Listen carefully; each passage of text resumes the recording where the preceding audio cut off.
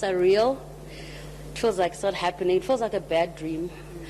But I also hope that her spirit is here.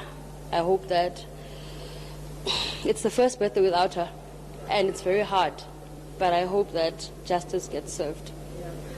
Tell me about Mpho. Did you know him? I mean, they were dating about 2 months before this happened. What kind of a relationship did they have? What do you remember about them together? I mean, it was one encounter. I met him once when I went to visit Viwe. I didn't really know him that much, and she didn't go into a lot of detail about their relationship because it was really new. So I only knew who he is, where he's from, where he works, and all of that stuff. But I don't have any details on the kind of relationship they had. And what do you want to see come out of this court process for Viwe? I want to see justice for her. No one deserves to die in the manner that she did, especially being 30, 31, 32 today. It's very sad, and we can never bring her back. But I want justice to be served. Like he needs to account for what he's done. He needs to own up to it, and he needs to account, and the law needs to take its course. How is the family doing? I understand, of course, funeral arrangements are underway, and you will be traveling later this week for the funeral. Her mom, I spoke to her mom this week. She's not holding up too well. Her uncle is trying to keep strong for the family. So I think everyone is we are all on autopilot mode until that moment that the funeral happens. But everyone is really heartbroken about it, but we're doing what we can to survive. For those that didn't know Viwe, tell us about her. What kind of a person was she? What are you going to miss about her?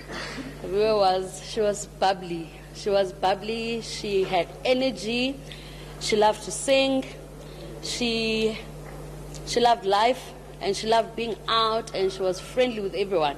Everybody that knows her through me or knows her through other people know Viwe because of her love for people and her love for music and her love for adventure. You know, she was just a very open-minded person, and a person that, the world needed to see more of. Now, this country has a big problem around femicide and gender-based violence. Viwe is among many women like Karabo Mokoena who were killed by their partners. How does this, make you feel? I feel very unsafe. I think I said on Twitter the other day that women are dying in the hands of men that are meant to love them and protect them. And it's sad because we fall in love with people and we think that those people love us back. And in essence, I don't know if they do, because love doesn't kill. Love doesn't obsess over you. Love doesn't burn you alive. Love doesn't do all those things. It makes me feel very uneasy about the men that we have and the kind of boys that we're bringing into the world. What needs to happen in this country to curb this scourge, to get rid of it? I think a dialogue between men, amongst men, and not a matter of women stepping up to save the day. Men are not talking to one another. Men are not accounting for their actions. Men are pushing everything under the table instead of talking about violence. Like if your friend beats up a woman, talk to him.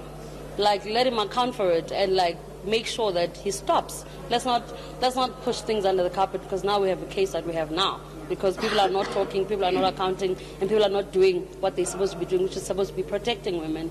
So we feel unsafe. When we walk, we're unsafe. At work, we're unsafe. At home, when we're supposed to be loved, we're unsafe, because we don't know where the triggers are.